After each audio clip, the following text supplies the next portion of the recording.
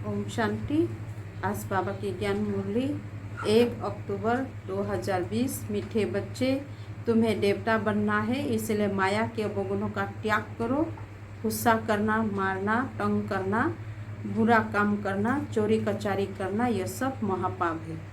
प्रश्न, इस ज्ञान में कौन से बच्चे टिके जा सकते हैं? घाटा किन्हें पड़ता है? उत्तर, जिन्हें अपना पोटा मेल रखना आता है वह इस ज्ञान में बहुत टिके जा सकता है। घाटा उनको पड़ता है जो देही अभिमानी नहीं रहते। बाबा कहते व्यापारी लोगों को पोटा मेल निकालने की आदत होती है, वहाँ यहाँ भी टिके जा सकते हैं।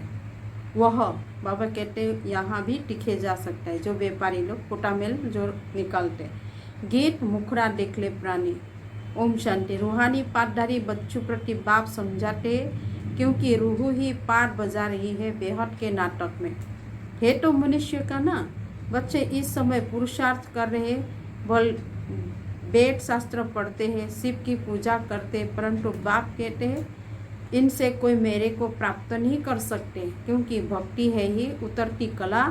ज्ञान से सद्गति होती है तो जरूर कोई से उतरते भी होंगे। यह एक खेल है जिसको कोई भी जानते नहीं। शिवलिंग को जब पूजते हैं तो उनको ब्रह्म नहीं कहेंगे। तब कौन है जिसको पूजते हैं? उनको भी ईश्वर समझ पूजा करते हैं। तुम जब पहले भक्ति शुरू करते हो तो शिवलिंग हीरे का बनाते हो। अभी तो गरीब बन गए हैं तो पत्थर का बनाते हैं। हीरे का लिंग उस समय 4-5 हजार का होगा। इस समय तो उनका दाम 500-700 लाख 5-7 लाख होगा हीरा का। ऐसे हीरे अभी मुश्किल निकालते। पत्थर बुद्धि बन गए हैं तो पूजा भी पत्थरों की करते हैं। ज्ञान बिगड़, जब ज्ञान है तो तुम पूजा नहीं करते हो। चैतन्य सन्मुख में है, उनको ही तुम याद करते हो। जानते हो याद से विक्रम विनाश होंगे। गीत में भी कहते हैं, हे बच्चों, प्राणी कहा जाता है आत्मा को। प्राण निकल गया फिर जैसे मुर्दा है। आत्मा निकल जाती, आत्मा है अविनाशी। आत्मा जब शरीर में प्रवेश करती है तब चैतन्य है। बाप कहते हैं आत्माएं अपने अंदर जांच करो, कहाँ तक देवताओं की देवी गुण धारण हुई है। कोई विकार तो नहीं है, चोरी कचारी आदि का कोई आसुरी गुण तो नहीं है ना। आसुरी कर्तव्य करने से फिर गिर पड़ेंगे, इतना दर्जा नहीं पा सकेंगे। खराब आदत को मिटाना जरूर है। देवता कभी कोई पर गुस्सा नहीं करते। यहाँ असुरों द्वारा कितनी मारे खाते हैं, क्योंकि तुम देवी संप्रदाय बनते हो तो माया कितना दुश्मन बन पड़ती है। माया के अवगुण काम करते हैं। मारना, तंग करना, बुरा काम करना, यह सब पाप है। तुम बच्चों को तो बहुत शुद्ध रहना चाहिए। चोरी कचारी आदि करना तो महान पाप है। बाप से तुम प्रतिज्ञा करते आए हो, बाबा मेरा तो आप एक दूसरा न कोई, हम आपको ही याद करेंगे। भक्ति मार्ग में बोल गाते हैं, परंतु उनको पता नहीं है कि याद से क्या होता है। वो तो बाबा को जानते ही नहीं। एक तरफ कहते हैं नाम रूप से न्यारा है, दूसरे तरफ फिर लिंग की पूजा करते हैं। तुमको अच्छी रीति समझकर फिर समझाना है। बाप कहते यह भी जांच करो कि महान आत्मा किसको कहा जाए। श्री कृष्ण जो छोटा बच्चा स्वर्ग का प्रिंस है वो महात्मा है या आजकल के कलयुगी मनुष्य? वह विकार से पैदा नहीं होता है ना, वह है निर्विकारी दुनिया। यह है विकारी दुनिया। निर्विकारी को बहुत टाइटल दे सकते हैं, विकारों का क्या टाइटल है? श्रेष्ठशाली तो एक बाबा ही बनाते, वह है सबसे ऊंच और सब मनुष्य पाठधारी है तो पाठ में जरूर आना पड़े। सत्युग है श्रेष्ठ मनुष्य की दुनिया। जानवर आदि सब श्रेष्ठ है। वहाँ माया रावण ही नहीं, वहाँ ऐसे कोई तमोगुनी जानवर होते नहीं। तुमको मालूम है मोर डल है, वह विकार से बच्चा पैदा नहीं करते। उनको आंसू गिरता है, उसे ढेल धारण करती है। नेशनल बर्थ कहते हैं। सत्युग में भी विकार का नाम नहीं। मोर का पंख पहला नंबर जो विश्व का प्रिंस श्री कृष्ण उनके माथे पर लगाते। कोई तो रहस्य होगा ना, तो यह सब बातें बाबा रिफाइन कर समझाते। वहाँ बच्चे कैसे पैदा होते वह तो तुम जानते हो, वहाँ विकार होते नहीं। बाप कहते तुमको देवता बनाते हैं तो अपनी जास पूरी करो, मेहनत बिगर विश्व का मालिक थोड़ी ही बन सकेंगे। जैसे तुम्हारी आत्मा बिंदी है, ऐसे बाप भी बिंदी है, इसमें मुझने की कोई दरकार नहीं है।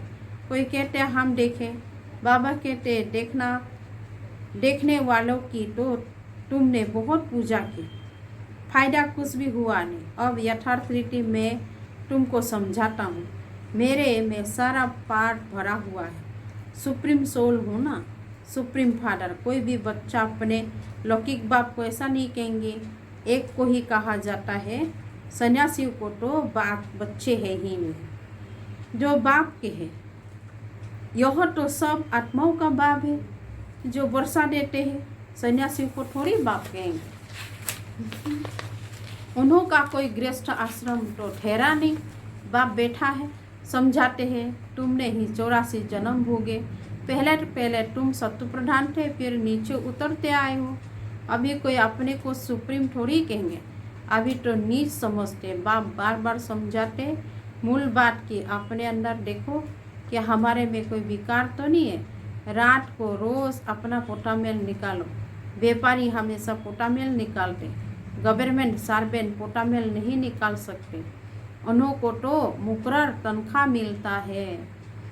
इस ज्ञान मार्ग में भी व्यापारी तीखे जाते हैं। पढ़े लिखे ऑफिसर्स इतना नहीं। व्यापार में तो आज 50 कमाया, कल 60 कमाएंगे, कभी घाटा भी हो जाएगा। गवर्नमेंट सर्वेंट की फिक्स पे होती है। इस कमाई में भी अंदर अगर देही अभिमानी नहीं होंगे तो घाटा पड़ जाएगा। माताएं तो व्यापार करती नहीं, उनके लिए फिर और ही सहज है। कन्याओं के लिए भी सहज है, क्योंकि माताओं को तो सीढ़ी उतरनी पड़ती है। बलिहारी उनकी जो इतनी मेहनत करते हैं। कन्याएं तो विकार में गई ही नहीं तो छोड़े फिर क्या। पुरुष को तो मेहनत लगती है, कुटुंब परिवार की संभाल करनी पड़ती है। सीढ़ी जो चढ़ती है वह सारी उतरनी पड़ती है। घड़ी घड़ी माया ठापर मार गिरा देती है। अभी तुम बीके बने हो, कुमारियाँ पवित्र ही होती है। सबसे जास्ती होता है पति का प्रेम। तुम्हें तो पतियों का पति को याद करना है। परमात्मा है, हम आत्माओं का पिता, पतियों का पति, और सबको भूल जाना है। माँ बाप का बच्चों में मुँह होता है। बच्चे तो है ही अनजान, शादी के बाद मुँह जरूर होता है। पहले स्त्री प्यारी लगती, फिर विकार में ढकेलने की सीढ़ी शुरू कर देते हैं। कुमारी निर्विकारी है तो पूजी जाती। तुम्हारा नाम है बीके, तुम महिमा लायक बन फिर पूजा लायक बनते हो। बाप भी तुम्हारा टीचर भी है तो तुम बच्चों को नशा रहना चाहिए। हम स्टूडेंट हैं, भगवान जरूर भगवान भगवती ही बनाएंगे। सिर्फ समझाया जाता है भगवान एक है, बाकी सब है भाई भाई, दूसरा कोई कनेक्शन नहीं। प्रजापिता ब्रह्मा से रचना होती है, फिर वृद्धि होती है। आत्माओं की वृद्धि नहीं कहेंगे, वृद्धि मनुष्य की होती है। आत्माओं का तो लिमिटेड नंबर है, बहुत आते रहते हैं। जब तक वहाँ है आते रहेंगे, झाड़ बढ़ता रहेगा। ऐसा नहीं कि सूख जाएगा। इनकी भेंट बेनंत्री से की जाती है। फाउंडेशन है ही नहीं, बाकी सारा झाड़ खड़ा है। तुम्हारा भी ऐसा है, फाउंडेशन है नहीं, कुछ ना कुछ निशानियाँ। अभी तक भी मंदिर बनाते रहते हैं। मनुष्य को थोड़ी ही पता है कि देवताओं का राज्य कब था, फिर कहाँ गया। यह नॉलेज तुम ब्राह्मणों को ही है। मनुष्य को यह मालूम नहीं कि परमात्मा का रूप बिंदी है। गीता में लिख दिया है कि वह अखंड ज्योति स्वरूप है। आगे बहुतों को साक्षात्कार होता था। भगवान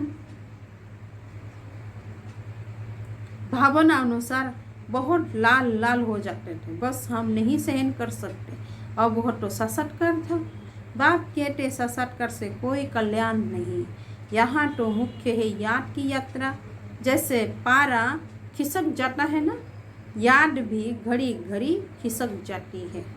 कितना चाहते बाप को याद करे, फिर और ख्याल आ जाते। इसमें ही तुम्हारी रेस है। ऐसा नहीं कि फट से पाप मिट जाएंगे। समय लगता है, कर्मातीत अवस्था हो जाए तो फिर यह शरीर ही न रहे, परंतु अभी कोई कर्मातीत अवस्था को नहीं पा सकते, फिर उनकी सत्युगी शरीर चाहिए। तो अब तुम बच्चों को बाप को ही याद करना है। अपने को देखते रहो, हमसे कोई बुरा काम तो नहीं होता है। कोटा मेल जरूर रखना है, ऐसे व्यापारी झट साहूकार बन सकते हैं।